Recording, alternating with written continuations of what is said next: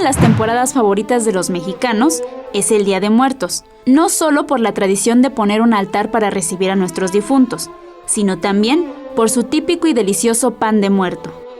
México es el principal país del mundo en variedad en pan de dulce. Seríamos el segundo país, incluyendo el pan dulce y el pan blanco, después de Alemania. Entonces, en este contexto de que tenemos casi 3.000 variedades de pan, tenemos que decir que, como es un país tan grande, tenemos mucha diversidad en cómo los mexicanos honran y conmemoran la vida de sus antepasados. Rellenos de nata, con ajonjolí o el tradicional pan azucarado se venden en grandes cantidades durante estas fechas. Incluso, cientos de panaderos se dedican a la realización de este alimento. Para ello, desde hace 74 años, la Cámara Nacional de la Industria Panificadora se encarga de capacitar a personas interesadas en la realización de este pan tradicional.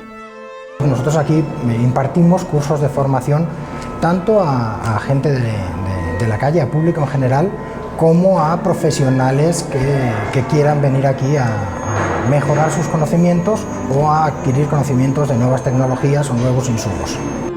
Como es el caso de Gary Salazar, quien desde hace 20 años sintió interés por la panadería y actualmente enseña cómo se realiza el pan de muerto. Bueno, como ven, ahí tienen los ingredientes, los voy a mencionar. Aquí está la levadura, ahí se encuentra la sal, azúcar, harina, mantequilla, huevo, leche y lo que es el aroma del pan de muerto, la esencia de azahar. Entonces esto se hace una mezcla. Ahí tenemos la máquina, ahí le echamos todos los ingredientes, los revolvemos y obtenemos una masa completamente elástica. Esta masa se va a tener que dejar reposar como ahorita lo estamos dejando. Esta ya está reposada y ya se formó en hojaldra para que posteriormente pongamos lo que son las canillitas. Esto también tiene mucho significado. Antes era nada más cuatro